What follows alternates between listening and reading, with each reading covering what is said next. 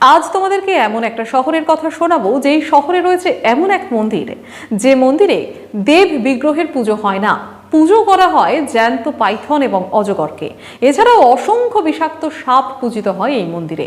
মন্দিরের আনাচে কানাচে সর্বত্র ছড়িয়ে রয়েছে তারা। মানুষ অনায়াসে যাতায়াত করে, আসে, তাদেরকে পুজো দেয়, আবার চলে আসে।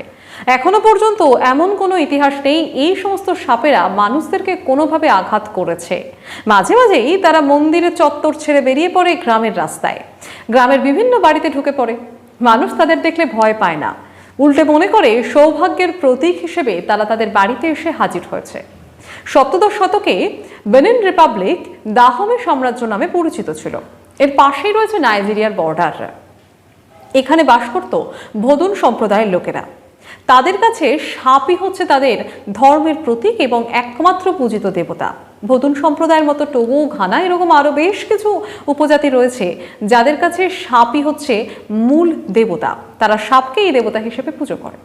আসলে ভোদুন সম্প্রদায়ের মানুষেরা মনে করে যে মানুষ এবং আত্মার সঙ্গে সম্পর্ক তৈরি করে যে দেবতা ড্যান, তাকে দেখতে রামধনু আকারের একটি সাপের মতো, তাই তারা সাপকে পুজো করে।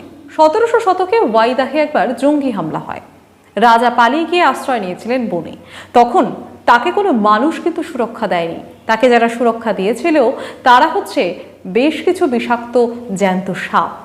তাই নিজের জীবন রক্ষার পর রাজা অজগরের নামে 3টে স্মৃতিস্তম্ভ তৈরি করেছিলেন। মন্দিরটা কংক্রিটের তৈরি, কিন্তু মাথার উপরে হচ্ছে পোড়া মাটির ছাদ। মন্দিরটির মধ্যে প্রায় 60-এরও বেশি সংখ্যক জ্যান্ত বিষাক্ত সাপ, পাইথন, অজগর সবাই রয়েছে নিশ্চিন্তে। কোনো মানুষ তাদেরকে দেখে ভয় করে না। ওই যে বললাম, এমন কোনো ইতিহাস নেই যে এই সমস্ত সাপের দ্বারা এখনো পর্যন্ত কোনো মানুষ আক্রান্ত হয়েছে। তারা নিশ্চিন্তে এবাড়ি ওবাড়ি ঘুরে বেড়ায়, মানুষও নিশ্চিন্তে তাদের কাছে যায় এবং আসে। এই মন্দিরে নিয়মিত প্রচুর পর্যটক আসেন এবং তারা কিন্তু এসে নিশ্চিন্তে যে কোনো সাপকে হাতে নিয়ে ছবি পর্যন্ত তুলতে পারেন।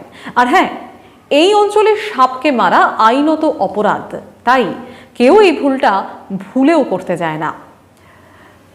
নিত্য পুজো হয় এই মন্দিরে, নিত্য সেবাও চলে।